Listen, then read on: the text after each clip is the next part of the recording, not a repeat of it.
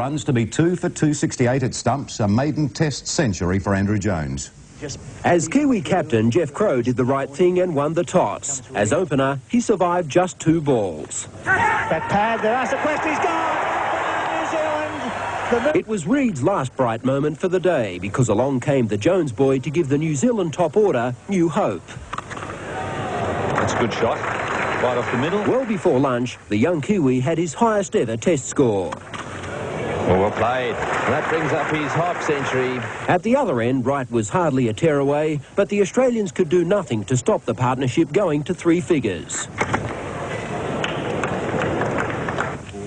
Finally, Tim May had his first Test wicket, which was a long time coming from umpire Randell.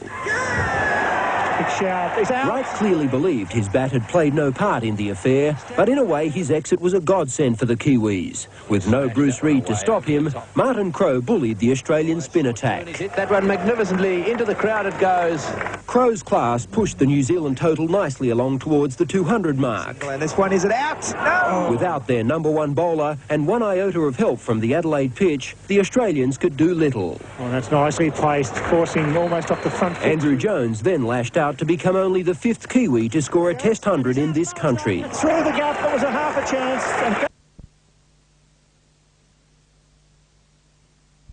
On that. Andrew Jones on 49. Well played. Well, that brings up his half century. And what a timely half century too for New Zealand. He's come out there, fiddled around for a little while, got himself sorted out, he's attacked, and this is exactly what the doctor ordered for New Zealand. Yes, well played, particularly after Brisbane when he really struggled and at times looked second rate. He's come out today, he strode to the wicket, he's worked the ball off his pads nicely, he's played off the back foot beautifully. That shot was a superb shot off the back foot. It was a fraction short and he banged it through cover to bring up his first 50 and a well-earned 50 and a great one for New Zealand. Andrew Jones doing the job. Bruce Reid apparently is on his way for an X-ray. Obviously the doctor would have had a little look at him and decided that's what's required. Tim May from the cathedral end to Andrew Jones.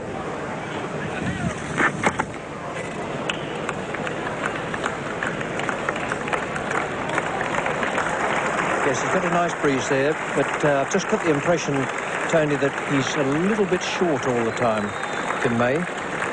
He's bowled very well, but it's just half a yard too short. There haven't been many occasions where he's actually brought the batsman forward to drive. He's brought them forward to play defensively. The 100 came up there in 239 balls, second 50 off 122.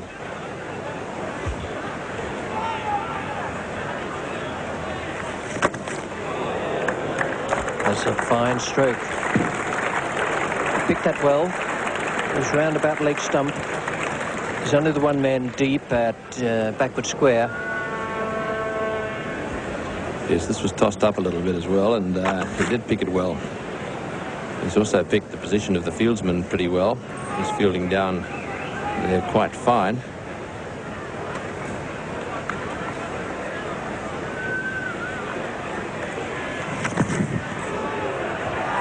Well, there's a big appeal there for that one. He went for the sweep, and I suppose there was some thought it may have come off a glove.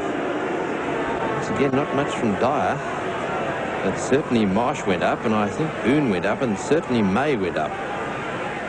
It's the pad. Up she goes, and it was round about there, I think probably hit the arm as it went up in the air. And it was then caught, and that was why the question was asked.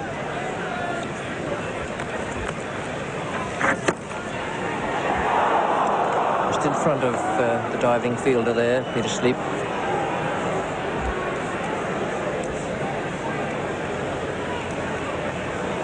Certainly in the air, but it didn't quite carry. Again, just a little bit short and whipped away just short of mid-wicket. Well, they've worked it along pretty well. They've been there beyond the 3-hour mark. Not many boundaries, just 7 boundaries shared between them. The ground is lush, good covering of grass. Looks, in fact, magnificent. Tribute to Les Burdett, the curator here at Adelaide Oval. Big shout. He's out. He's given in. He's judged in. Right, standing there. There was a big shout. There was a noise. Whether his bat clipped the pad on the way through, and young Tim May gets his first Test wicket, but John Wright took a long time to move towards the dressing room. A big shout from the infielders, and up went the finger. So the second wicket was fallen at 128. Fine century stand, a record stand from this pair. Johnny Wright almost in slow motion there. Round the wicket, umpire Randell from Tasmania.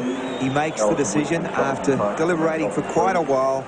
A pity for John Wright not to have made the 50-plus score, but New Zealand 2 wickets down now for 128. Martin Crowe, the top New Zealand batsman, comes to the crease. Decision that could have been a bit controversial there. There was a noise. It appears as if John Wright struck his pad on the way through. Have another look on slow motion replay.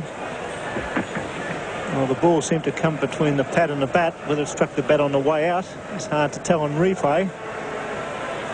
And Peter Sweet to continue. That was the wicket that the Australians needed badly. That's a class shot. Races away for 4. So Crowe quickly away. It's 2 for 133. Tim May.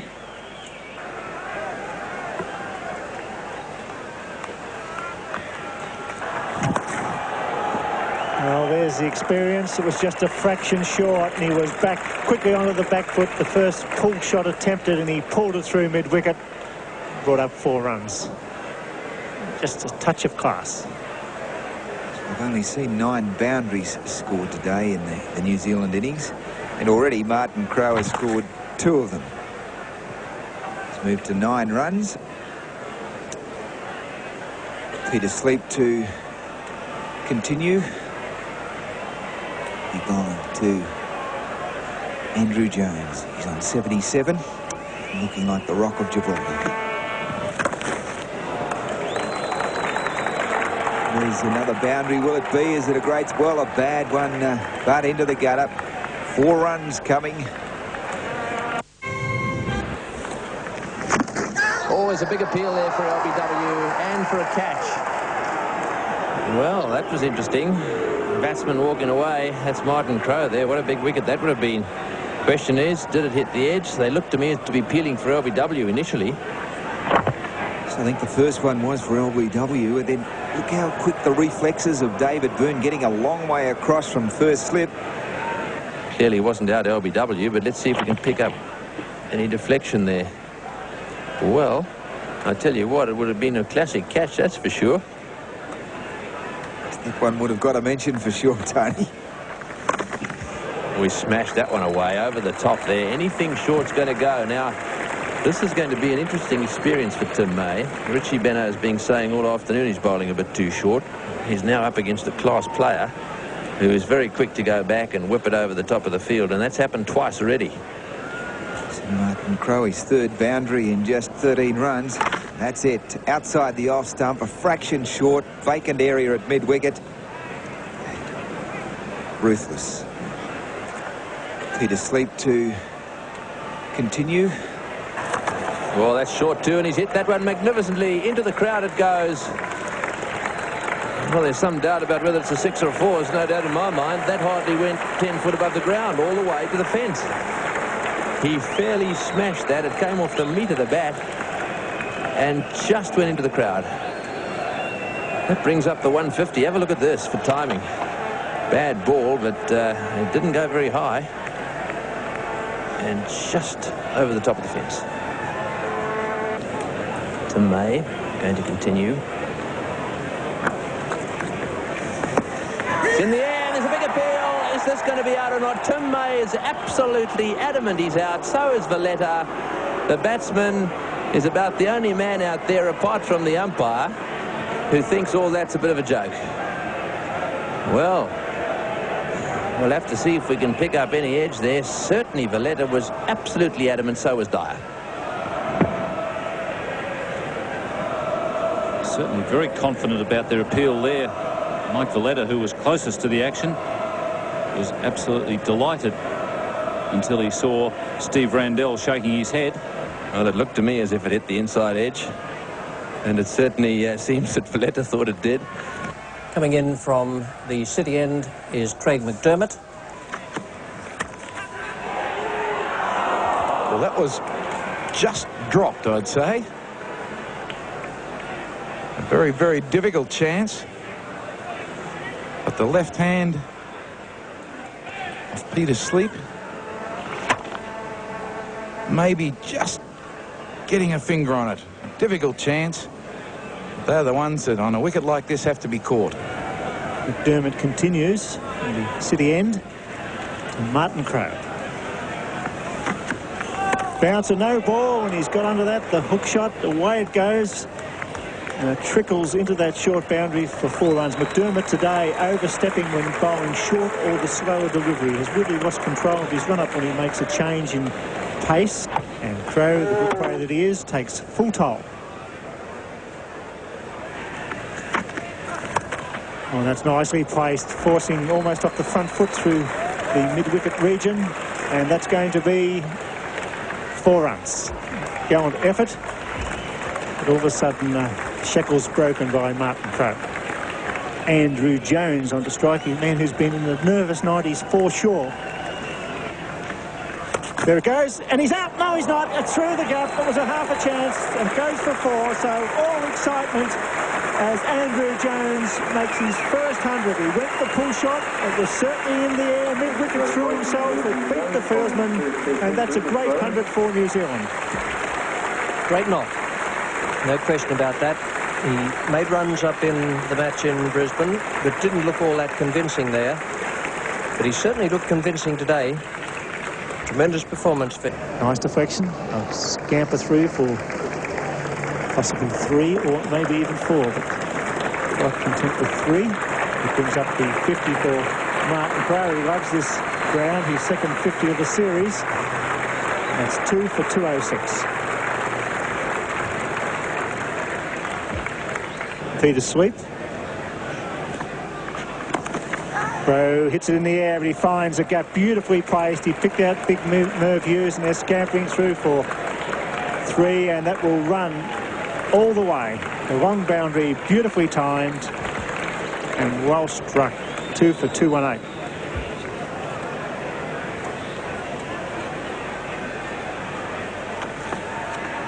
This time he goes well over the top, beautifully timed, using his feet to perfection, down to the pitch of the ball, and that's a glorious lofted off drive. Only the great players can play that shot. He played it to perfection. That's what I was talking about a little earlier. I reckon Martin Crowe will try and get after Peter Sleep. Also try and not lose his wicket, but that was a good stroke. If he can get stuck into Sleep, then it will mean Border may have to bring back May, and he bowled the off-spinner for a long, long spell. It's a short one, and he'll beat the man at square leg. Beautifully placed. Superb pull of the ball, Martin Crowe, and Sleep brings up the 100 partnership. That short pitch delivery as Crowe went back, and he went whack. So a good stand. Stephen Waugh. He's got him. No, he hasn't. It's hit the fence, and he's gone running around to his left, jumped in the air. He got me. I lost that. There's seagulls all flashing away down there, and McDermott looked as if he went up in the air, tried to pretend he'd caught it. Anyhow, it's 2 for 262.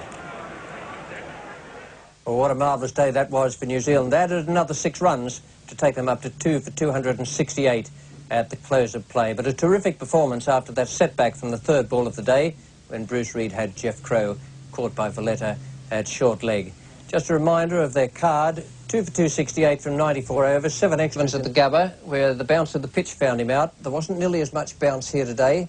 He quickly gained confidence, played some lovely shots all the way through the innings. His footwork was much better, and he grew in confidence and in stature as the innings went on. Martin Crowe, a very sensible innings, a good tactical innings. He helped Jones once that player got to his 100, and he was quite happy to take the bulk of the strike towards the end when it seemed to me Jones was losing a bit of concentration. Martin Crowe 88, and even if he wasn't in perfect touch today, he did well enough to make those runs and to indicate to the Australians that he might make another 88 tomorrow.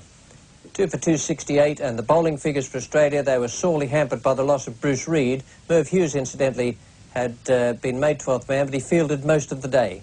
Reid, 7 overs, no maiden, 1 for 21, and the situation with him is that he doesn't have a stress fracture.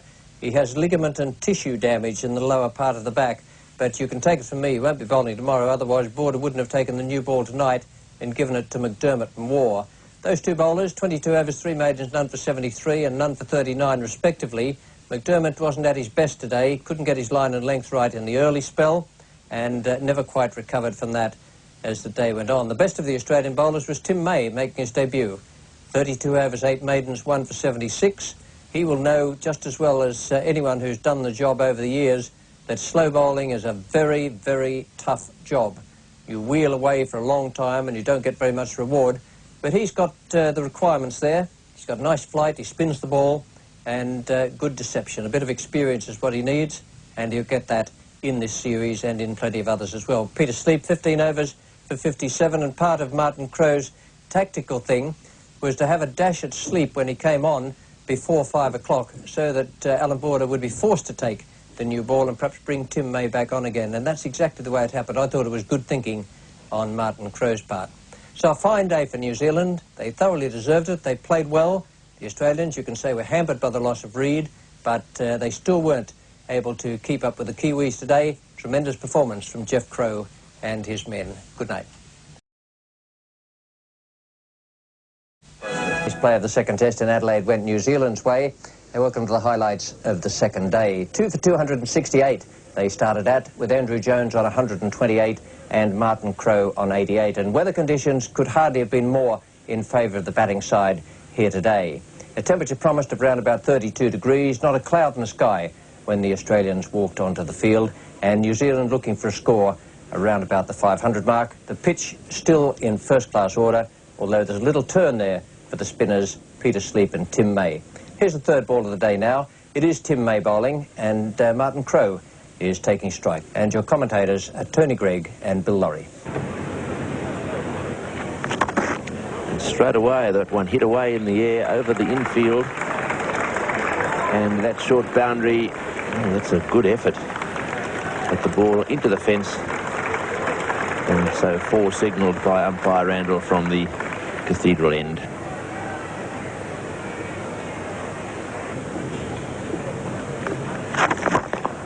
He's hit that beautifully straight down the ground, and that'll go into the boundary, and that should bring up his century. Oh, what a magnificent innings this has been by Martin Crowe. A pat on the back there from his partner Andrew Jones, and he'd be very, very happy with that.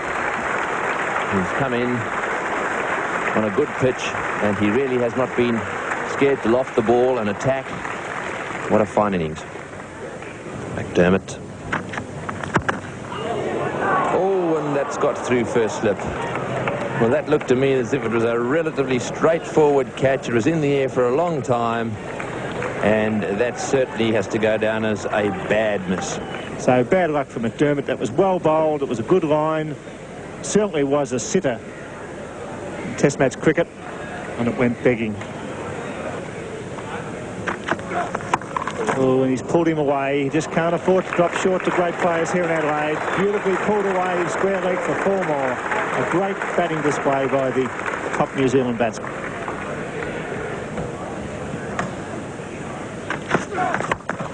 It's gone again.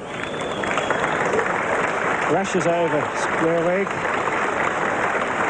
And Crowe showing that he's not going to be tied down, that runs are going to flow about run a minute. Dermott just strays on leg stump. That's a good shot. Peter Sleep now, the leg spinner.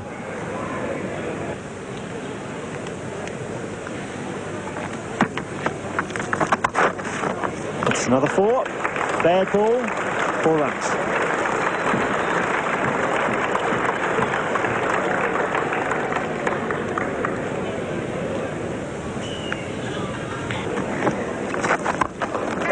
Goes over the top. A chance here for Merv Hughes, and he's got it.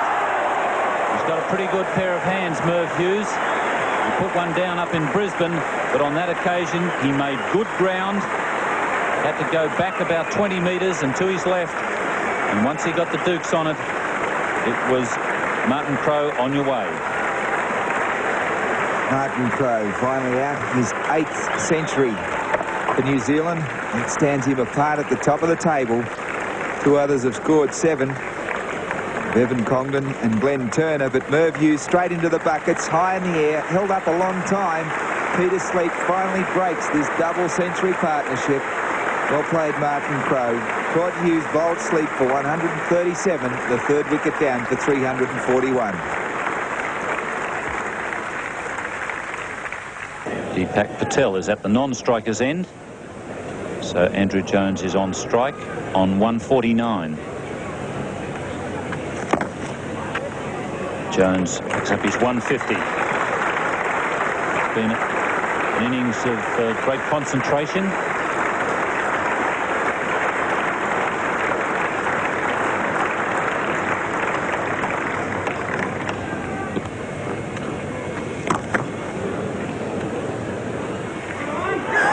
Good throw, he's gone. Andrew Jones' innings comes to an end. A direct hit there from the fast bowler Craig McDermott. And Jones is most disappointed with himself. It was his call. McDermott, despite plenty of bowling, very quick to the ball and an accurate throw. Well, one way a batsman hates to get out is run out. The bullet-like throw from McDermott, there's no doubt whatsoever. I think umpire Randall gets the finger up, but he was a little worried about the back of the head too, the body movement there as he came back to get in position. But a fine knock, a good knock of opportunity. At times not so pretty, but a lot of guts, a lot of determination. 150 runs he made, Andrew Jones. New Zealand 4 wickets down for 346.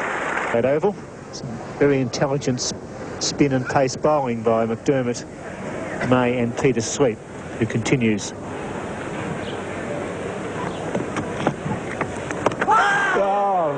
Got to be close. William on the back foot. It must have been going down leg side, but Patel caught at 6s and 7s. Beaten by the flight. Yes, this could have bowled him off his pads ever so easily. It was a top spinner. Perhaps it wasn't. It actually turned away a bit, but it flicked the back pad. And was probably just going over the top of the stumps. He was lucky to get away with that.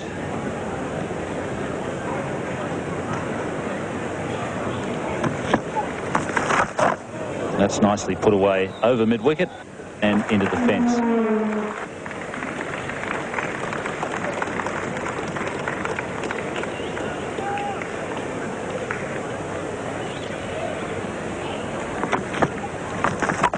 That's the same shot.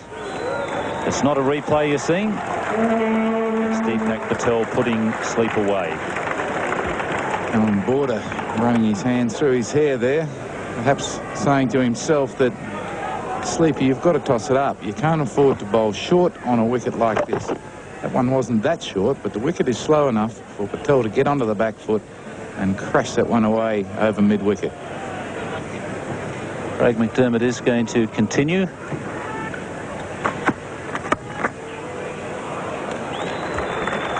That was a great shot. You won't see a better timed stroke in this match than that one by Deepak Patel. He's got a lovely touch. Deepak Patel of Indian parents, very wristy player like a lot of the great Indian players. Mensaka, tremendous way that he just rolls the wrists. Beautiful.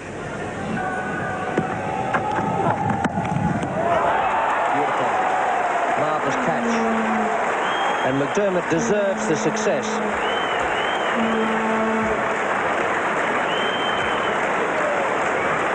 Geoffrey Marsh at Gully, a very sharp chance that came off the meat of the bat, and it's a true reward for Craig McDermott.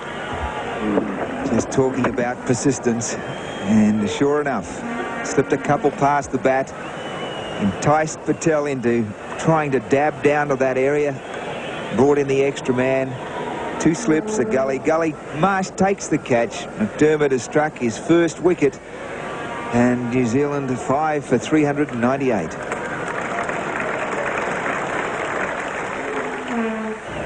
One of the greatest all-rounders the world has seen. Richard Hadlee comes to the crease now. He's a left-hander and comes out to join Evan Gray. It's been a long day, hard to concentrate, and a chance amazingly comes your way. Well, Marsh didn't let his side down. He didn't let McDermott down. Success for McDermott, and well-deserved. It's been a courageous performance.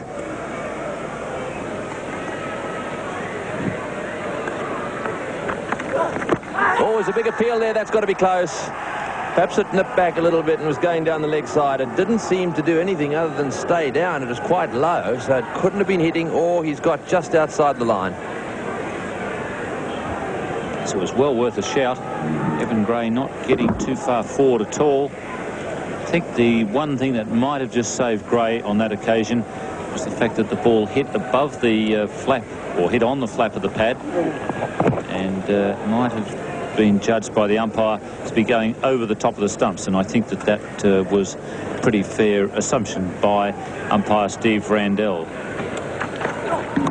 It's in the air, and Boone's got him. Well, he struck again, and I tell you what, that'll bring a smile to the face of David Boone. He's bowled superbly, and have a look at the shake of the hand there. Well done, mate. You're forgiven for the last one. Well, I don't know about that, but the truth of the matter is Boone caught it. That'll do his confidence no end of good, and well bowled Craig McDermott. There's a good reward there for Craig McDermott. David Boone, that was almost the same one that he dropped Martin Crowe earlier on, but he clutches that one, and Evan Gray is out.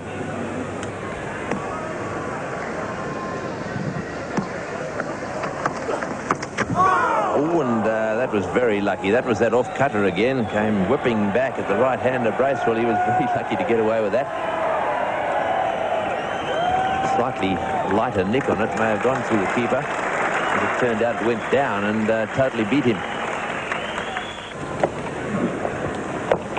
It was an excellent off-cutter there from Craig McDermott. It's an off-cutter come slower ball. So it really has been an excellent performance from Craig McDermott.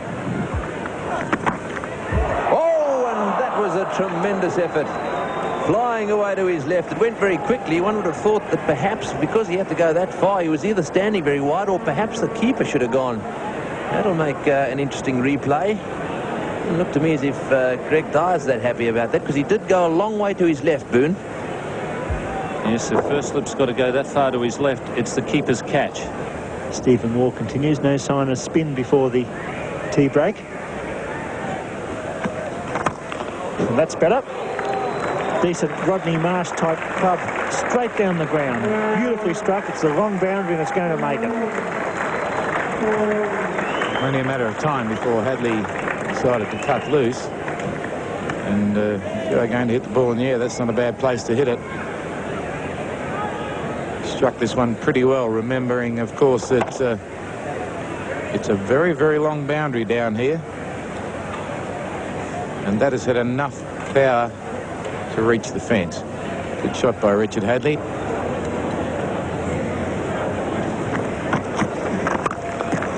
Oh, he's hit that one well too. Found the gap as the Seagulls scatter and sleep heads down towards the boundary after it, but he won't be able to cut that one off. It's another boundary, that time to Hadlee.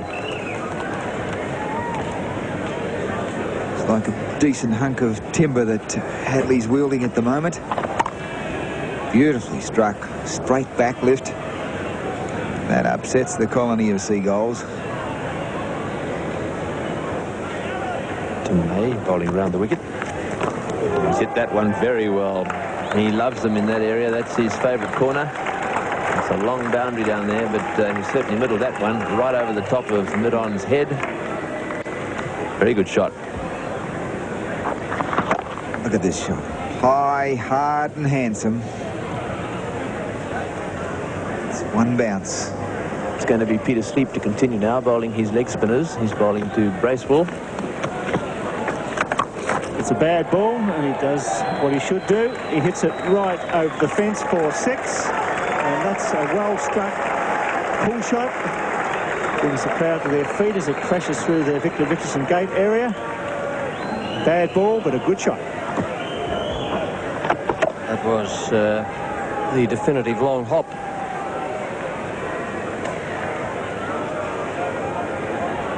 Dean Jones, the bowler. He's an off-spinner. He's gone this time. Jones gets in. Or does he? Yes, he does. Dean Jones takes the catch. Hadley departs. Caught and bowled Jones for 36. So the chance that went begging was this time snapped up by the bowler. A good effort by Dean Jones. Quickly forward, a sharp catch low down. And that's his reward. And it's 7 for 473. The new ball is going to be taken. Well, let's see what the third one can do. Immediate success. Well done, Craig McDermott. You thoroughly deserved that wicket. Perhaps it wasn't the greatest delivery you've ever bowled, but I think your teammates will be very happy for you. Richly deserved wicket. Yes, the rewards of hard work certainly being rewarded there with that catch. Ball a little harder, brand new ball, extra bounce. Not exactly one of the quicker deliveries that he bowled, but certainly a bit of bottom hand. Bracewell out for 32. New Zealand now 8 wickets down for 481. The new batsman is Martin Snedden. That's in the air and fantastically caught by Valletta. Forward of point. That is a freak catch. Hold that one. That'll be in the classic catches. Make no mistakes about it. And there is a declaration. New Zealand have declared at 9 for 485.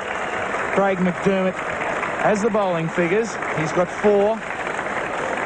And that was a fabulous capture. No doubt about that. Flailing blade of Snedden. Out it goes, and what a catch. Horizontal to the ground, left-handed too. Well, great catch to end, or to force a declaration, if you like, by the New Zealanders from Michael Valletta. And we'll be back in just a moment with Richie Benaud. Kept them pinned down, and I suspect delayed that declaration probably by an hour. 9 for 485 in all. The last man out, Martin Snedden, without scoring, giving McDermott his 4th wicket. Excellent performances from Andrew Jones and Martin Crowe. Crowe's century was very good. He batted in delightful fashion today. And good consistent efforts from those 4 men in the middle, Patel, Gray, Hadley and Bracewell, all of whom got past 20. And then Snedden, the last man out. Then came the declaration, 9 for 485. And the Australian bowlers, I thought McDermott was magnificent today. He'll have grown up many, many years in the world of bowling experience because of that effort. Border threw all the responsibility on his shoulders, and he accepted it and did a great job. 4 for 135 from 45.5 overs and 10 maidens. Warner for 71. May 1 for 134, I think made a satisfactory debut. There's not many wickets there, but he did a big job. Remember, he was in doubt about playing in this test match because of illness. Well, he's done a grand job there for Alan Border. And Peter Sleep and Dean Jones each finished with the 1 wicket. Sleep could have had more, but the New Zealand batsmen for most of the time were pretty much on top. So the big question now was, could the Australian batsmen withstand Richard Hadley in the last few minutes after that declaration came? Well, here's the last ball of the first over from Hadley. He's bowling to Geoff Marsh, and your commentators Ian Chappell and Tony Greig. Caught the edge, but it doesn't carry. It's none for none after the first over. Yeah, this is a lovely line. Look at that little bit of movement there. Only a fraction. He opened the face a little bit. It went down as a result of that because the bat was angled. It's the face of the bat here. Just not quite sure whether to play or not to play. It seemed to me that he was in that sort of frame of mind that said, let's try and leave it if possible. Oh, good delivery there from Richard Hadley. He thinks he's found a glove or an edge.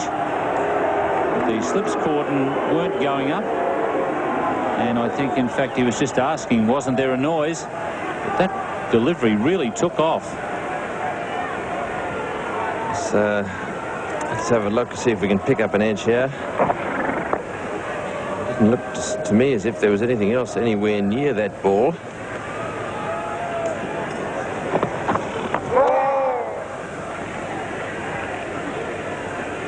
The wicketkeeper seemed to be a little bit negative on that. See if you can hear a nick. Well, I tell you, if there was one, it was a very faint one. But look at the wicketkeeper. I don't think he thought that that ball hit the edge. It's none for 6 after 3 overs.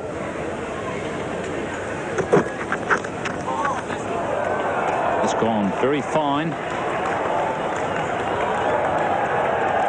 And beats Martin Snedden into the boundary.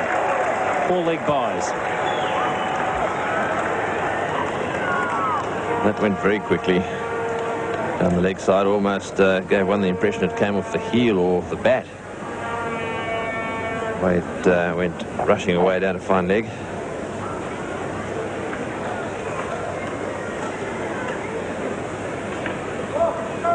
Three slips in a gully for Richard Hadlee. It's a good bouncer from Richard Hadlee. Doesn't bowl many of them, but they're usually pretty accurate.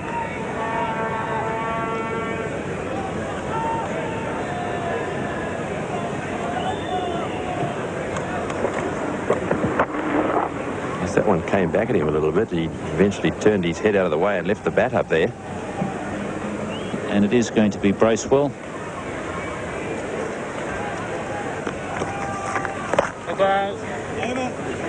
And that's the situation at stumps here on the second day at the Adelaide Oval.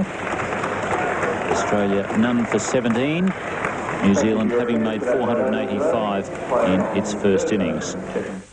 Well, there weren't many alarms there. There was the one that went past the outside edge of Boone's bat, and the big appeal from Richard Hadlee, but not really from anyone else. And the pitch behaved exactly as it had when New Zealand batted. Still, it's a big task for Australia to get through the next 3 days. They don't have any chance of winning the match. What they have to do is battle away for a draw. And I think in the end, there's a chance that New Zealand might regret that they delayed that declaration just a little bit and only had to go at Australia in the last half hour. For the moment, it's good night. Be with us tomorrow from the Adelaide Oval for the third day of this second Test match. And at the Adelaide Oval with New Zealand starting off on top. They made 485 and they had the Australians no wicket for 17 at the close of play yesterday evening. Well, Adelaide this morning once again was fine and warm. Promised temperature of around about 33 degrees. It was around about 27 when the players started. Very warm indeed. The New Zealand bowlers will know what they've been doing around about the close of play this evening. There was a problem for the Australians, and a severe one too, in the pre-match exercises. The Australians were practicing their catching down at the Cathedral end of the ground. Bruce Reid was walking around getting some exercise for his injured back when suddenly Mike Valletta tore a muscle in his right groin, and that really was a cruel blow for the Australians. He had to be carried off the field, and it's a question of whether or not he'll be able to bat, if needed, at number 5, his scheduled place in the order. We pick up play now in the 5th over. The Australians have added 8 runs. It's no wicket for 25. Danny Morrison is the bowler, and he's coming into bowl to Geoff Marsh, and Bill Laurie is in the commentary box with me. That's beautifully played. It was there, he's at the pitch of the ball, the cover drive, played to perfection. No wicket for 29.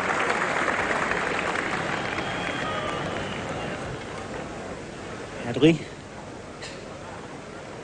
See him upright. We got him, played on. We see that last year. Hadlee getting the ball to work back. The angled bat crashes into the off stump, and a great breakthrough by Hadlee, and the danger man Boone removed. Bowled by Hadlee for 6. Now then, was the footwork right? Well, the footwork wasn't, and that's what David Boone has done this year. He's improved his footwork, but Hadlee caught him out there. The breakthrough, and it all came about because those feet weren't moving across.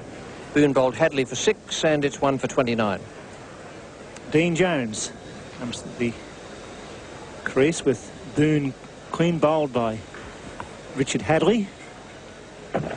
Working just outside the line of the off stump. A little bit of extra bounce, the inside edge straight back onto the off stump, and Boone bowled for 6.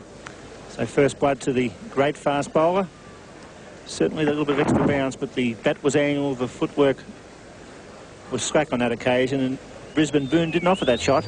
But here today on the Adelaide Oval was tempted and paid the penalty. Jones has got 2 beauties from Hadlee so far.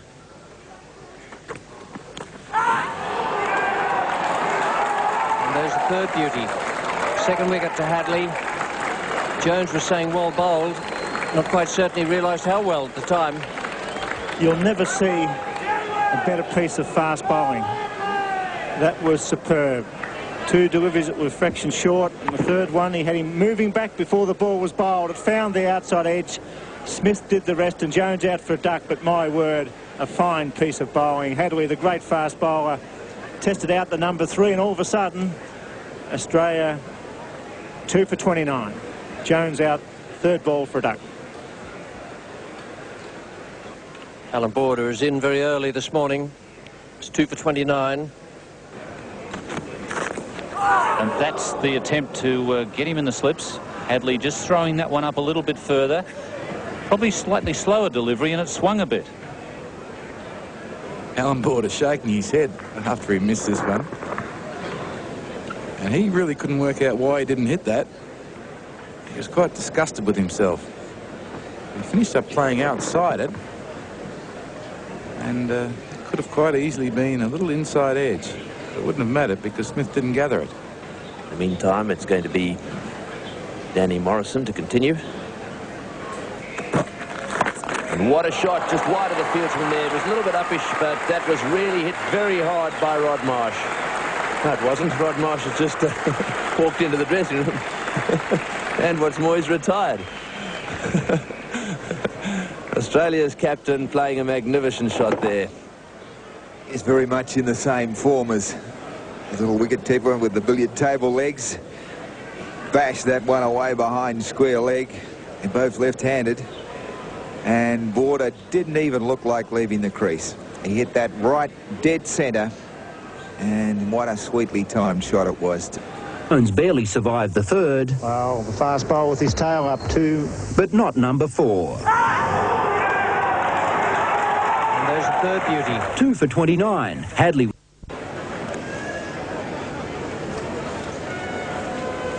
Bracewell around the wicket to Alan Border. Drives could be out. No, it's off the short leg. It may have just bounced at the short leg and went right over the top of cover. Try was catch it. But it went to ground first. We'll see on replay. Well, Alan Border absolutely smashing this cover drive into the leg. The silly mid off there, and the ball rebounding high. And Hadley brought back into the attack. Beautifully driven. Glorious cover drive. Hadley just over pitching and Border putting it away. One of Alan Border's favourite shots. Cover drive, and he plays it so well. He's got tremendously strong forearms, Border. Although I don't suppose you'd call him a classical driver. Certainly an effective one. John Bracewell.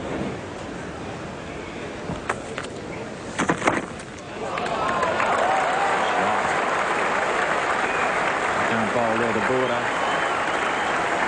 Very fine square cover. Just a fraction short. Timed that to perfection, hitting with the spin. Beat point by 1 or 2 metres. Perfectly placed. Lloyd Border's such a great player. If you bowl a bad ball, he always puts it away.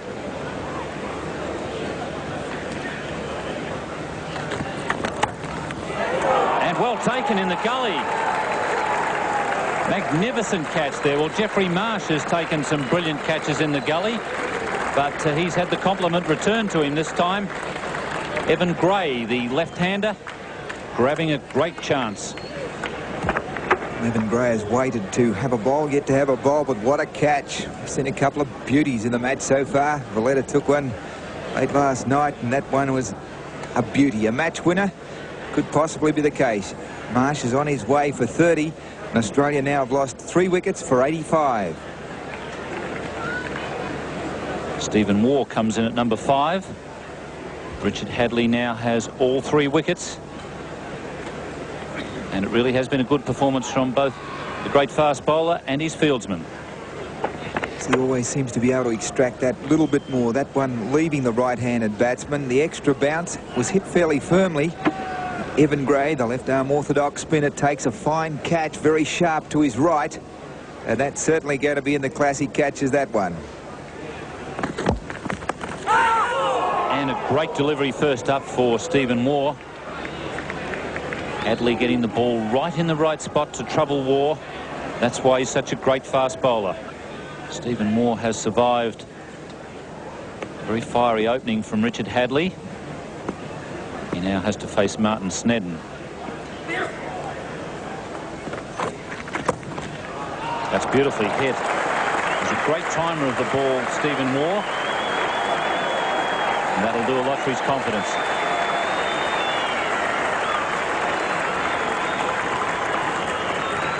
Well, that was effortless, over-pitching, and beautiful. It's Danny Morrison to Alan Border.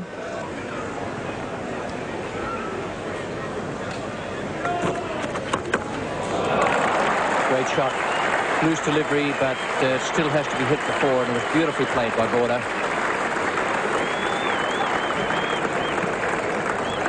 Yes, it was a lovely shot. That takes him to 49. He's received 110 balls in this innings, but have a look at this. Short outside off stump, magnificent timing and placement. The Seagulls scattering down there at backward point as that one thunders into the picket fence.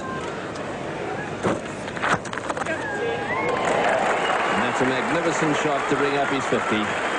He's forced that one away off the back foot, settled for a comfortable 2, and Alan Border has made a 50, a very important 52 for Australia. He came in after 2 quick wickets had fallen. Richard Hadley was going really well, and he's played a little gem of an innings so far. John Bracewell continues.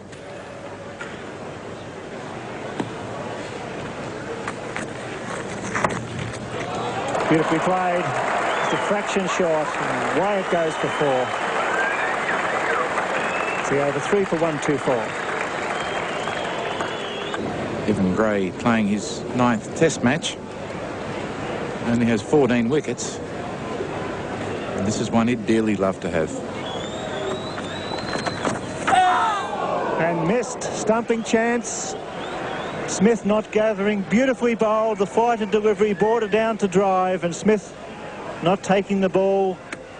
Buys. So a stumping chance goes begging. Well, didn't that turn some?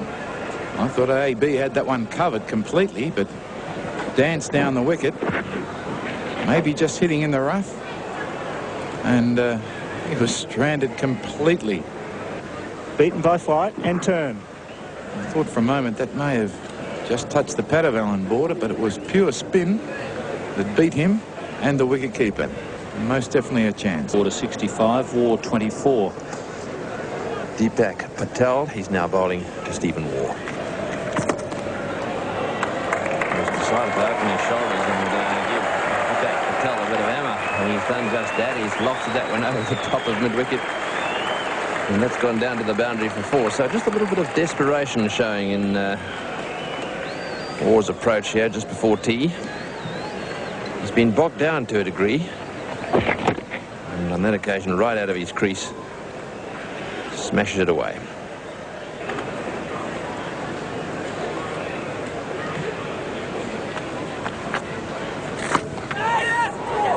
Oh, he's got him. It's a great catch. That's a magnificent catch. Border's going back, or has he dropped it? No, it's not. It's dropped out. Well, they've all rushed across to him. He cannot believe it. Looks as if he may have hurt himself as he went for it, but it really did look as if it had stuck. It then just popped out. That's Jeff Crow there. He did well to get a hand to it, but the ball didn't stick, despite the fact that some of his mates thought it had. It's in mid-air, and there I think the ball has come out. He signals there that it hasn't been caught, and as he was rolling over, he picked it up again. But certainly a very honest young man, Jeffrey Crow. He wouldn't cheat you, and there was a very quick signal that he hadn't caught it. John Bracewell. It's in the air and it's safe. Nicely played. Down to the pitch, whipped it over the mid-wicket position. And that's That's nicely timed by Stephen Waugh. So he breaks the shackles again by coming down the wicket and lofting just wide of mid-on.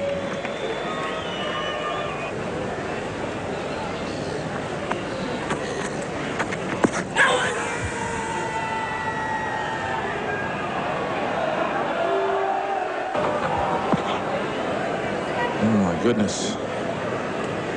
Stephen, you've got to put your bat in there somewhere. You've had a couple of bat pads flying around the place recently, but you can't just pad them up.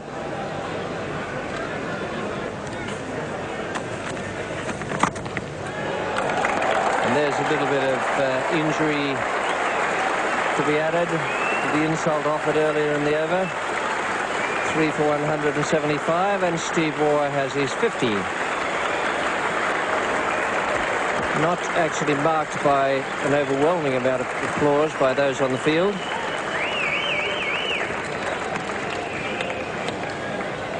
Stephen Waugh using his feet, not quite getting to the pitch of the ball yet again, but lofting it away in front of square leg.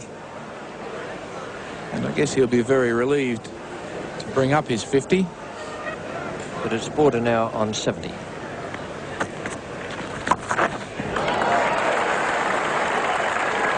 Single means that Alan Border has now gone past Sir Donald Bradman, 6,996 runs. He's made 71. He has 6,997 runs, the second most by any Australian. Ray Chappell is the greatest run getter for Australia, 7,110. And I don't think Alan Border knew what all the clapping was all about then.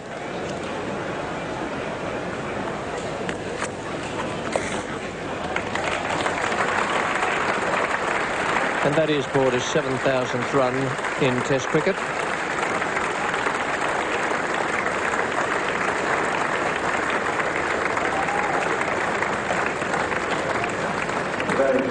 You're saying out there now, what's that burst of applause for? Because he won't be counting. So Hadley, who bowled beautifully this morning, back into the attack again. Has bright new cherry in his hand. And that'll take a bit of shine off it. That was a magnificent shot. Well, there's one thing certain about a new ball. It may bounce a bit more, and indeed it may be hotter. And the fact of the matter is it goes even faster off the bat as well, given that it hits properly. And that certainly was hit right in the meat of the bat. Snedden now is going to see if he can get that ball to swing a little bit. Oh, that's very close, yes. Stephen Randell has given Stephen Waugh out. First ball that Martin Snedden delivers with the second new ball. It cut back into Waugh, and Waugh has been adjudged LBW by umpire Randell. Let's have a look at this. Waugh didn't look too happy. It nipped back quite a long way. He was playing from the crease. It seemed to hit him just above the pad there, but looked to me as if it was right in front of middle stump. Waugh felt it was a little bit high, but anyhow, he's out. LBW bowled Snedden for 61. It's not been a chanceless innings. He's had a bit of luck, but the fact of the matter is it's all over for him now. Out for 61, Australia 4 for 201. Australia started the day at no wicket for 17. So only 191 runs scored today, and that's not a lot on this Adelaide Oval. But the bowling's been tight, especially Martin Snedden, who's bowling now to Alan Border. What a shot. Back cut by Border, and that's crashed into the pickets. Border, one of the better square cutters in the business. Just waited on that one a fraction to hit it late. Hit it backward of square. 45 degrees, crashes into the Ansett sign down there. A great deal of authority. Border in his 90s now, looking toward yet another Test 100. Well, there it is. Misfield by John Wright. Didn't quite get to it, and they get two. Seagulls take off. They applaud Alan Border with the flapping of their wings. He holds his arms aloft. The Australian teammates acknowledge what a fine hand it's been. And Alan Border reaches his 21st century in Test cricket. He's 4th on this ground, also his 4th against New Zealand, and his 51st first-class 100. A marvellous performance from the Australian skipper. And a ball round the wicket. Well, that could easily have been out. Richard Hadlee not even looking like getting a hand on that. In fact, going the wrong way. A streaky shot by Border, and for one, I'm quite happy to see him up the other end. Must be very, very tired. Over 320 minutes at the crease. And also Hadlee pretty tired. Probably one of the reasons he didn't get a hand on that one. And perhaps should have been taken, really. It amazes me that Hadlee really should be the man to be fielding at first slip at the moment. Well, a touch of luck there for Alan Border right at the end, but no one deserves it more. That was a terrific performance from him. The World Cup was won without him creating any significant batting exploits, and up in Brisbane they won without Border doing anything really big with the bat. But here, today, when he was needed, he was there, as he has been so often for Australia. The final scorecard at the conclusion of this third day, 4 for 225, Border 105 not out. I think that is one of the finest innings I've ever seen him play. Perhaps not containing as many shots as we might see from him on other occasions, but as regards temperament and dedication and sheer will not to be beaten, I thought it was marvellous. Steve Waugh, 61. He wasn't at his best, but he stuck around. It was a good, gutsy performance from Steve Waugh, and 30 from Geoffrey Marsh. The not-out batsman with Border is Peter Sleep. 4 for 225, 105 overs bowled in the day. What a pleasure it is to see that sort of thing happen. Richard Hadlee, 3 for 38, was outstanding. Anyone who tells you they've laid the Hadlee bogey, you can refer them to me if you like. I don't think it's anywhere near laid. He's a great bowler. Morrison, none for 39. Bracewell, none for 57, was unlucky. Snedden, 1 for 36, broke through Stephen Waugh. And Evan Gray, none for 34, bowled very accurately, as is shown from the 22 overs and 7 maidens. Deepak Patel came into bowl off spin, 7 overs, 3 maidens, no wicket for 11. Australia still have plenty in front of them, I can tell you. 286 is the cut-off figure for the follow-on, and they're quite a way away from that yet, but they do still have Border out there. New Zealand deserve every credit for the way they played today. It was hot out there, around about 35, 36 degrees. It took a lot to keep coming back as they did. They didn't have all the luck in the world, but they bowled very well and they fielded magnificently. It was a fine performance from them. They're not there yet, and Australia not quite out of the wood. For the moment, it's out. We get his pad outside off stump. I think it was most certainly hitting the stumps. Height was no problem. He's just reached it and smashed it away alongside the drinks cart, which is waiting to come onto the field, just in front of the players' area.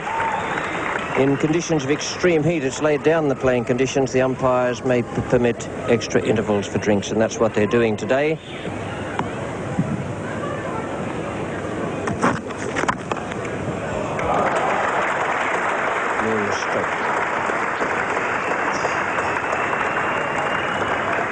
For 262. Bracewell to continue.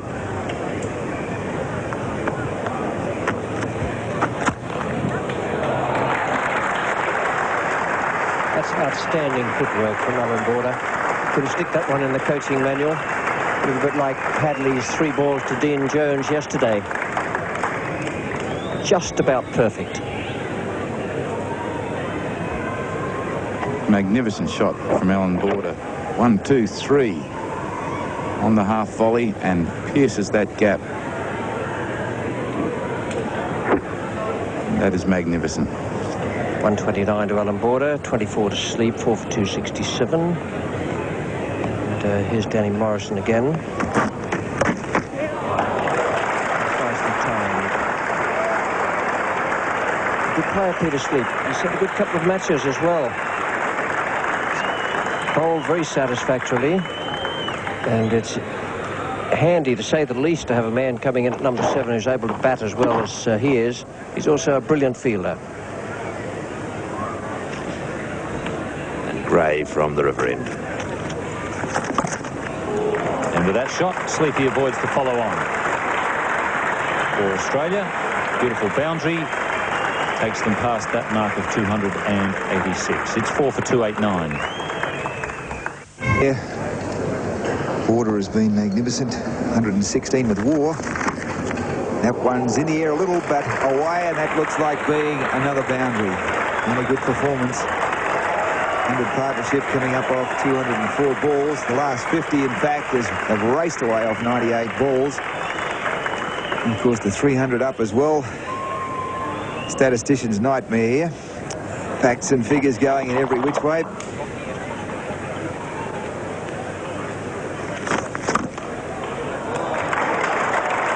There's that footwork again.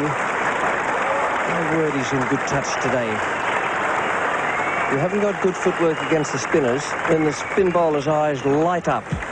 He knows he's going to have you half a yard short at some stage or slow going back. And one way to put the glassy look on the eyes is to show him the maker's name. The AB bat certainly showed him the face of that one on that shot. One of the favourite shots there. Oh, he's got a second touch.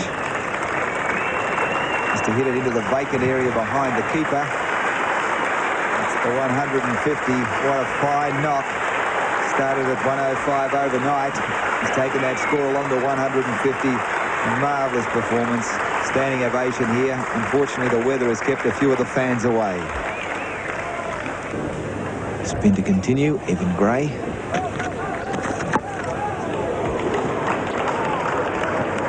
I'm not sure Evan Gray will be absolutely delighted about that. I had the feeling Slipfielder wasn't totally aware that the ball might come off the edge to him there. Richard Hadley having a smile. There was one that flew past his hand late last night. And perhaps should have caught it. Well, that bounced fraction in front and wide.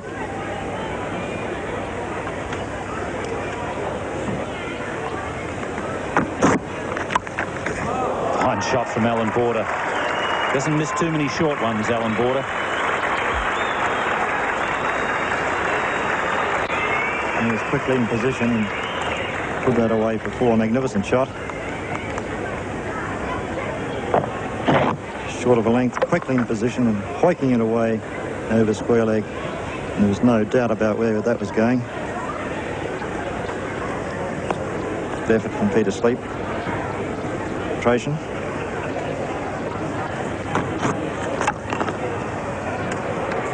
And it gets past the mid-off to Peter Sleep. Evan Gray, the man at mid-off, who wasn't able to effect the save. And Peter Sleep will be delighted with that.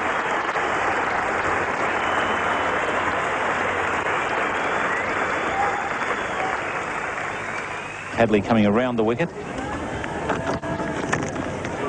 Well, that's well played by Border again. Through the offside, Gray's after it. It's a quick outfield. Will he get there? He puts in the slide and whack into the fence he goes. The umpire has signalled 4. I'm not too sure that it was 4. Perhaps it went in to the fence before he could get there. Let's have another look. Magnificent cover drive again by Alan Border. That most certainly is one of his favourite shots and one of his better shots. Now, whack, look at that. Morrison, the bowler.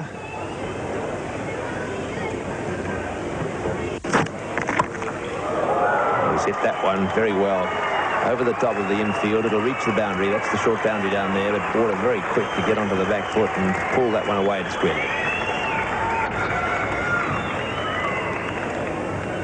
Alan Border is so strong off the back foot. Not a big back lift, but just picks it up and uses all the strength in those blacksmith-like forearms. Short arm jolt over square leg.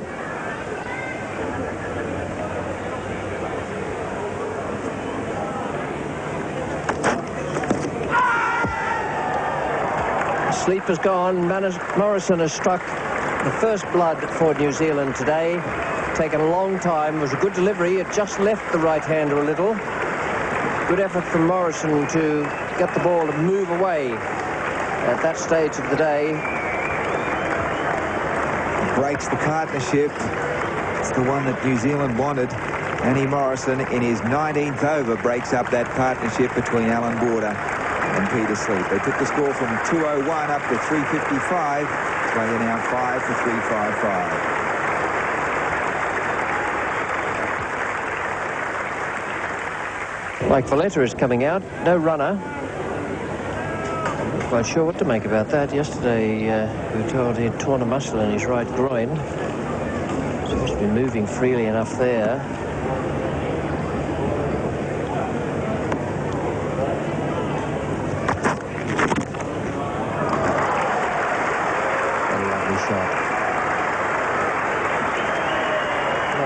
For that little coaching tape you can be putting together at home or in your coaching school. Border, typical of the great left-handers, able to hit the ball off the front foot, square of the wicket. He opened up the face, just ambling through. He realised there was going to be a boundary.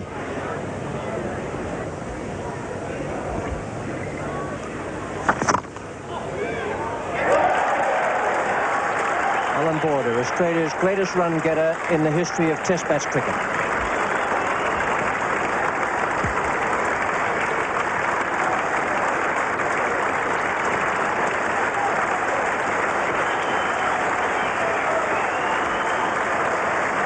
Congratulations to Alan Border, Australia's leading run getter in Test match cricket.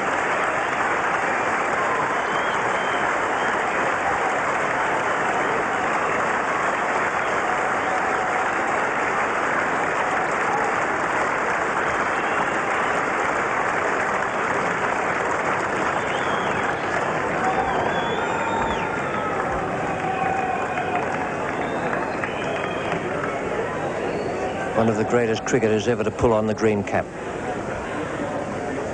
Border 187, Valletta 10. It's going to be Bracewell again, bowling over the wicket to Valletta.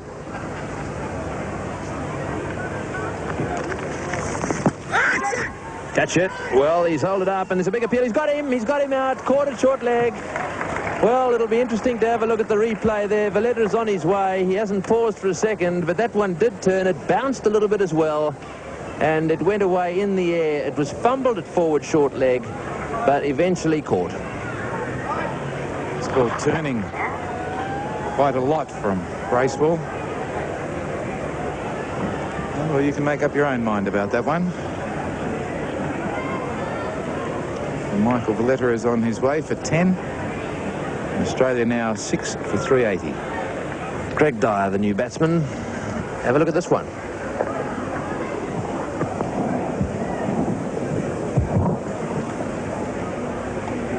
I can't see the bat too close to that. The thing is, the bat is behind the pad. Maybe Michael Valletta's bat hit his buckle. The only thing that confuses me is that Valletta seemed to be perfectly satisfied to move off the ground. That's lovely timing. The outfield's quick. It's running away down to the boundary. This will be one of those slide tackles again. Here we go. Into the fence he goes, but to no avail.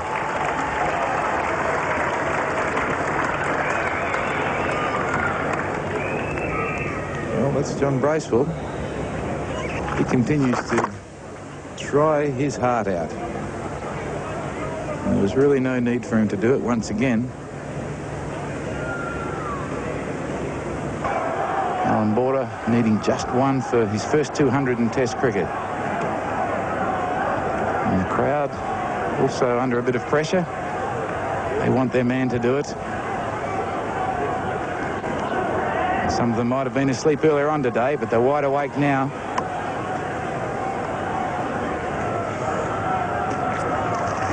Yes. And here it is. Alan Border's first 200 in Test cricket.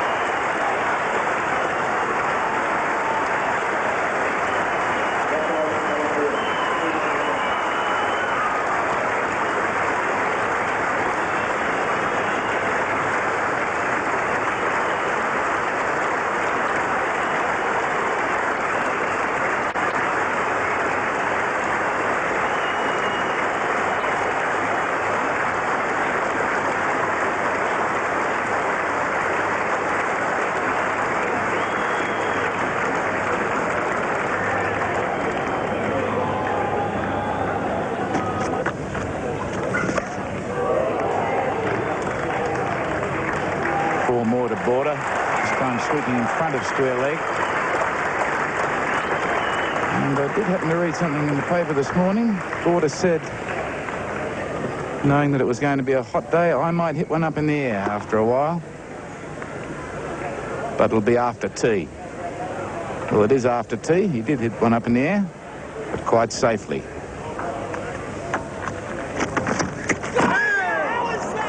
Well, I think John Bracewell was appealing for a catch. He was most certainly stumped. So Border has finally got himself out, but what a score. 205 runs, and I think really he was just playing for that 200. He made his intentions quite clear that he was going to get after the Kiwi bowling, ran down the wicket, lifted his head, and it was all over. But what a magnificent innings from a magnificent player.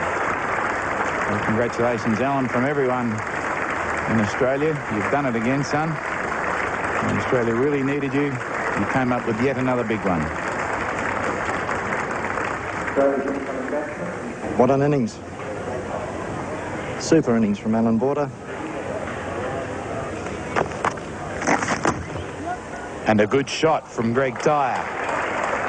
It should go for 4. Beautifully timed. Drive just wide of mid-off.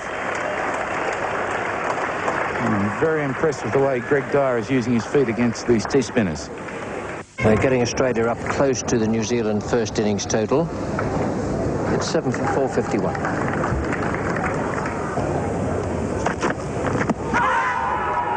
And yes, it must have hit middle and leg, I should think. Craig McDermott misjudging the line there, trying to hit it away on the onside, as he quite often does. It's one of his favourite strokes. Richard Hadlee now has 4 for 51. Hadlee spot on target again. He's bowled very straight in this game, and by Randell says, I'm sorry, Craig, but that's out. New batsman Tim May, who hit his highest first-class score, 42 not out against New Zealand earlier this summer in the state match for South Australia. Martin Snedden will continue from the river end.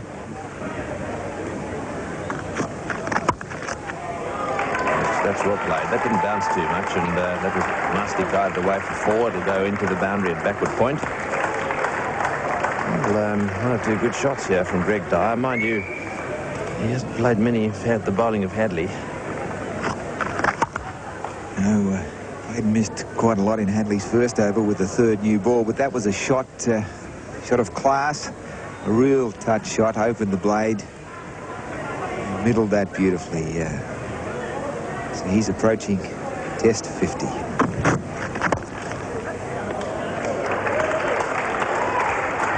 That's well played. It's a very good innings by Greg Dyer. That's played away to mid-wicket. It brings up his half-century. So that makes it War 61, Sleep 62, Border 205, and now Greg Dyer chalking up a half-century. 8 for 480, and it's going to be Danny Morrison. He's been looking forward to this little bowl, I'm sure, with the 3rd new ball. That's in the air, and he's, oh, you won't believe that. It was the greatest dolly of all time. Evan Gray fielding it mid-off, got a little lob which he had to run backwards a few yards for. He got both hands to it, and that was the end of that. It then just popped out and onto the ground.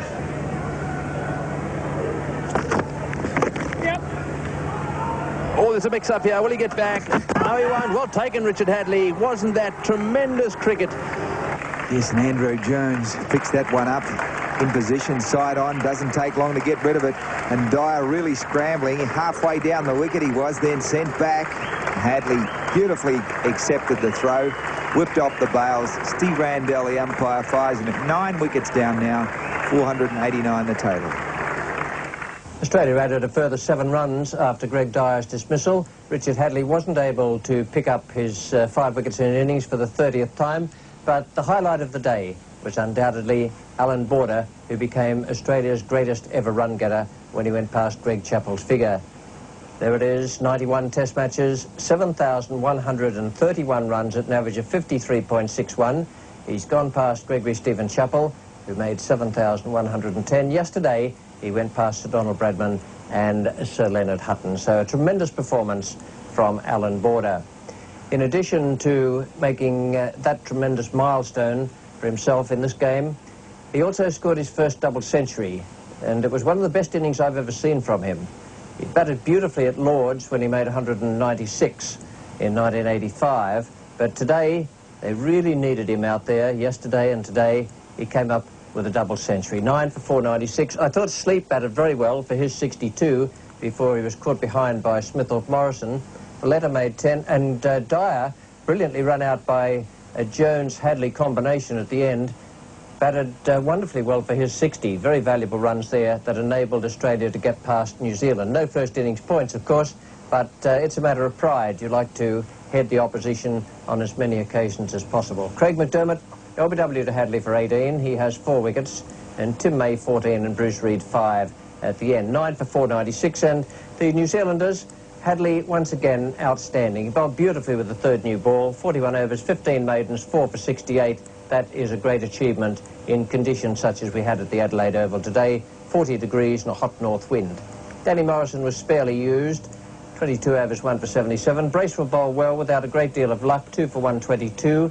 Snedden 1 for 89, and Gray none for 102. Deepak Patel was off the field for part of the time. So the odds are very much tomorrow that this game is to finish in a draw. You never know, the Australians might be able to put some pressure on the New Zealanders. New Zealanders might be able to put pressure on the Australians, but if you've got your money going anywhere, I'd say put it on a draw. But the day belonged to Alan Border. He's been a great Australian cricketer, been a very good Australian captain, although not all things have gone for him in the last couple of years, and today, no wonder he was smiling at the end of the day. Good night. New Zealand now lose their first wicket. They are 1 for 16. Andrew Jones is the new batsman, 150 in the first innings.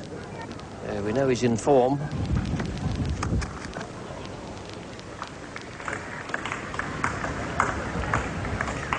It's almost as though he expected that to be the short one.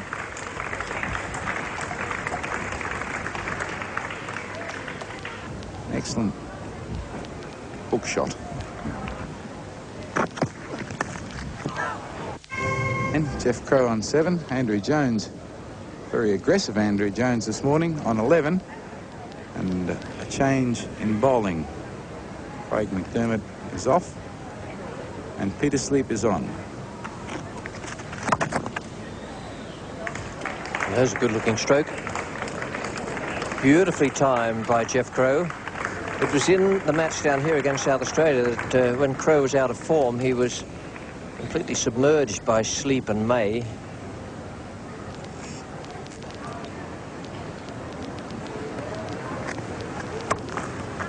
It's a short delivery, and they're going through for a quick singles down Crow's end, and if that had have hit the stumps, Crow would have been outrun out. Well, there's no excuse for the bowler not being behind the stumps there. The call was Jones.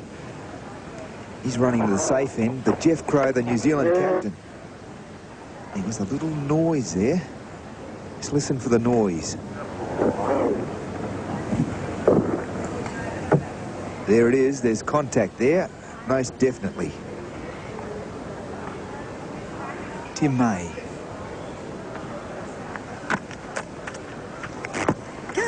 Shouts of catch it, and David Boone has done exactly that. And Jeff Crow doesn't even wait for the umpire to give him out. He just heads towards the pavilion. Now, that was a very good delivery from Tim May. It curved away from the right-hander and spun back. Excellent piece of bowling from Tim May. And a lot of bat in that from Jeff Crow. Umpire Baylash unmoved. But when the batsman walks, there's no point in your putting up your finger. So that's the end of Jeff Crow. Caught Boone, bowled May for 19, and New Zealand now 2 wickets down for 57. Martin Crow, who has had a field day at the Adelaide Oval the last couple of seasons. Be nice to put one over him, I'm sure, from their point of view. He's got 4. I won't do it that way. That was short, not a very good delivery, and a fine shot. Yes, his field's a little bit awry on the offside. He's just dropping short outside off stump. And that really is an absolute gift with no man at point. Peter Sleep to continue from the river end. Oh, he's got him. He's dropped him. No, he hasn't. He's got him on the second. Well, that is a tremendous catch by Alan Border. They're not easy to catch those balls just outside off stump when the batsman is driving away like that. Martin Crowe went for the big booming drive, thick edge, straight to Border. He fumbled, caught it on the rebound, and that's a big wicket psychologically to Australia. Yes, it ever. A nice little edge, and Alan Border taking it, a juggled catch at first slip, and that was the prize wicket of Martin Crowe, and that's the second time in this match Peter Sleep has got Martin Crowe, albeit Crowe getting 100 in the first dig. 3 for 77. Deepak Patel has recovered dramatically from that problem with his toe. The last thing on earth he's going to need out there is a sand shoe crusher. This is how Martin Crowe was dismissed. A juggled catch at first slip. A very good delivery from Peter Sleep. Nice looping delivery outside the off stump. And that's Alan Border's 96th catch in Test cricket. Tim May.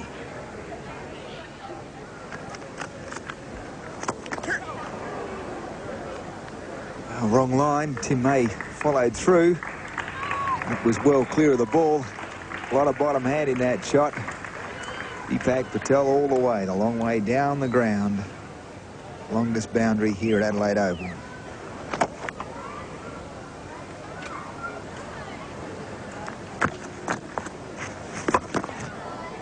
Played that lofted shot a few times, Andrew Jones.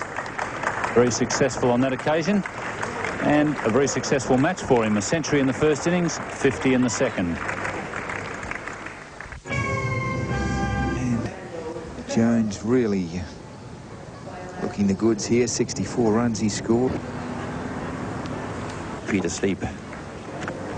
Got him. He's out. Caught it slip. He's got to be gone. That was a very good delivery from Peter Sleep.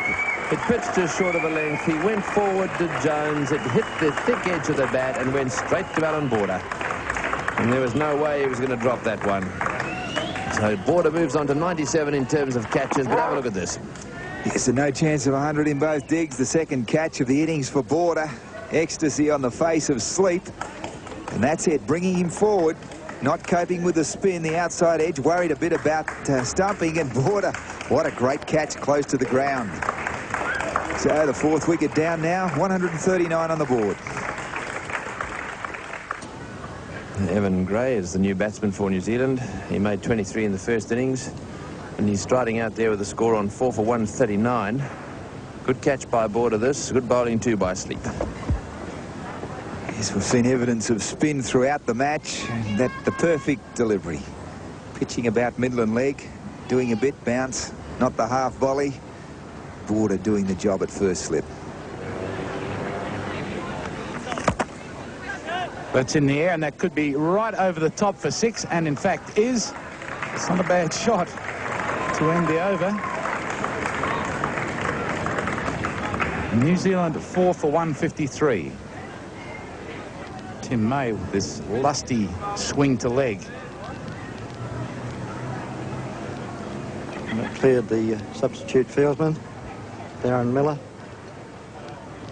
Peter Sleep now operating from the scoreboard end. Ball isn't very close. That was close. Just for a moment, umpire Baylash looked as though he may have given that one out. His hands did move. Might have just missed off stump. Certainly worth an appeal.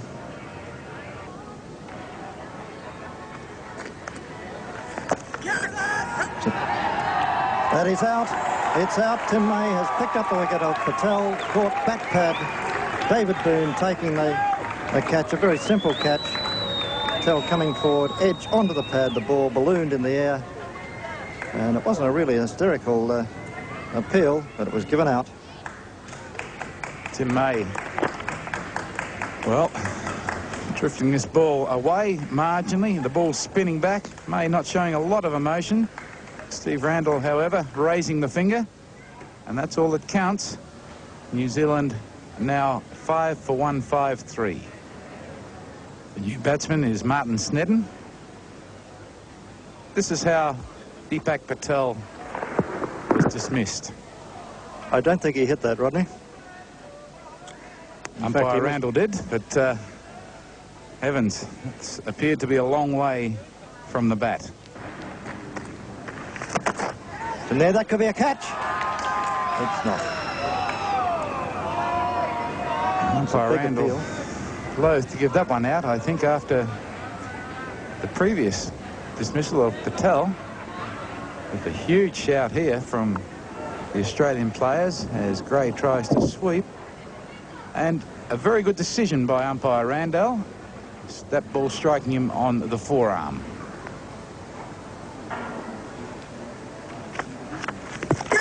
Oh, that's close. Oh, I think I'd have been up for that if I'd bowled a flipper and landed it in that spot. And so was Peter Sleep. 5 for 158. Peter Sleep went up for an appeal for a flipper, skidded off, beat the batsman, and that was negatived.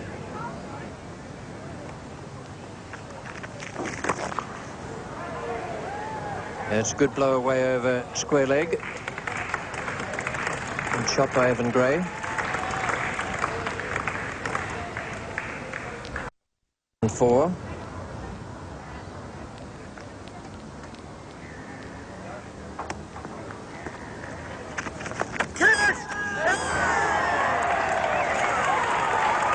Another one down. The edge that time answered in the affirmative by umpire Randall. Tim May claims another wicket, and Alan Border takes another catch. 98 of them he's taken now, and that wasn't a bad one for a man who's been racing around out there, scoring a double century and saving Australia. He's gone back to the slip area, and he's done well. 2 catches off Peter Sleep, and 1 just then off Tim May. 6 for 170 New Zealand, quite safe from defeat. Gray out, caught Border bowled May for 14. Ian Smith, the keeper, comes in for New Zealand. He was 8 not out in the first innings. The 6th man out, Evan Gray. Evan Gray trying to swing this ball away on the leg side. Must have got a very thin inside edge onto the pad. And Alan Border accepts his 3rd catch of the innings. And a very good catch it was too. And Martin Snedden is just practicing for when he gets down the other end and can have a crack at the garden seats. It's taken a long while for Martin to hit a boundary, but hitting with the spin on that occasion, a typical left-handed cross-bat slog.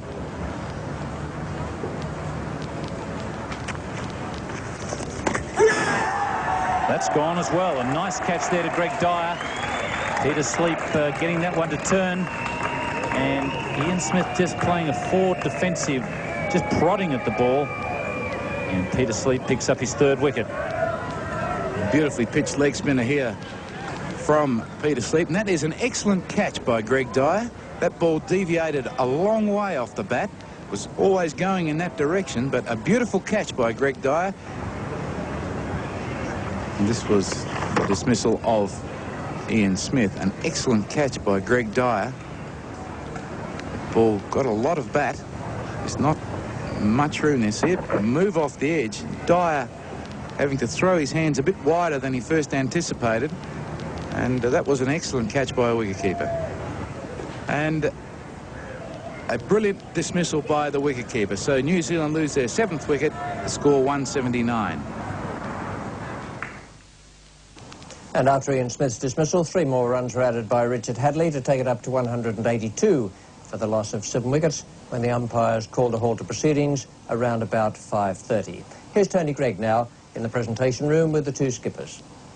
Thank you, Richie. Well, that's the end of the 2nd Benson Hedges test, and they've allocated $11,000, I think it was, out of the kitty for this test match. $10,000 will jackpot to the next test match, but we have got $1,000 here for Alan Border, who won the man of the match. That, plus the gold goblet. Thanks Congratulations. Thank you. Well, it was a great game, really. Some tremendous milestones for you personally. Yeah, personal achievements, but very good batting wicket and very difficult for the bowlers. But Too good a batting wicket? A fraction too good, but if both sides had held their chances and the half chances go to hand sort of thing, it might have been a little bit different. But, you know, all in all, it was a pretty good batting wicket for the You players. chaps did pretty well out there today. You must have been pretty satisfied with the way the spinners went. You obviously were working on a few things. Yeah, we wanted to finish strongly. It's just important not to let it sort of get too lackadaisical out there, and the spinners needed a good bowl, and the ball was turning a bit, so it was a bit of, you know, incentive for them to bowl well, and I thought they did a good job. Well, bad luck at no victory in this one, but off to Melbourne, and confident about that one? Well, we'll have to wait and see. It's been a pretty flat track there as well this year, so, you know, we'll just have to wait and see how it goes. Well done. Thanks, Tom. Well, thanks, Alan Border. We've got Jeff Crowe here as well. Pretty hot conditions here, and a pretty tough pitch to clinch back that one you needed. Yes, it was. It was a good batting wicket, obviously, and we were hopeful that we could score enough runs in our first innings and put the pressure on. The half chances weren't taken, and we probably didn't bowl as well as we could have in our second innings. Do you agree with Alan? Perhaps just a little bit too good a pitch? Well, it is a very good wicket, and, you know, it comes down to sort of the bowlers, the spinners taking wickets, and I think the half chances and putting the pressure on the other side. And, you know, I've seen a few games here in the past whereby big scores have been put up in the first innings and then pressure's been put on the side batting second and third. Tremendous performance by Andrew Jones. Excellent. He showed gutsy determination. We knew he had that in it, and the ability and the character to play those sorts of innings, and I'm sure he'll go on to bigger things. And what about the attack? Are you happy with the attack? Yes, you know, it's difficult. I thought our 2 days in the field was a good, honest day's work from both bowlers and the fieldsmen. So, you know, I'm pretty happy. If we'd just taken our chances, it might have been different. On to Melbourne. Can you win it back? Well, definitely. We've got to be positive about that sort of thing. It's obviously a good wicket, as AB said. We've got to go in with the positive attitude that we can score a lot of runs there and put the pressure on again. Thanks for coming along this evening. Thanks, Tony. All right, that's Jeff Crowe. Back to you, Richie. Thanks, Tony. Well, they're looking forward to that test match in Melbourne with great anticipation. So are we. Just a recap now on what happened here today with New Zealand starting their second innings after Bruce Reid had been dismissed to end Australia's. 7 for 182. An excellent innings from Andrew Jones, 64, before he was caught by Border off sleep. Patel once again showed great promise. He's a very good player, good technique. Made 40 before Boone caught him off May. Evan Gray, 14, and Jeff Crowe, 19, 7 for 182. A full 85 overs bowled, and the Australian bowling figures: McDermott, 1 for 29, Warne, none for 17, Sleep, 3 for 61 from 32 overs and 14 maidens, May, 30 overs, 10 maidens, 3 for 68, and both those spinners can be quite happy with what went on out there today. They both bowled well, but neither side really took an advantage out of this final day. There could have been a psychological advantage available to them, but both teams got plus marks out of it, the batting of Andrew Jones and Patel, the bowling of the two spinners. The skippers now can go on with their teams to Melbourne, looking forward to trying to force a victory there. And it's worth recalling that of the last 10 test matches played here at the Adelaide Oval, there have been 5 results.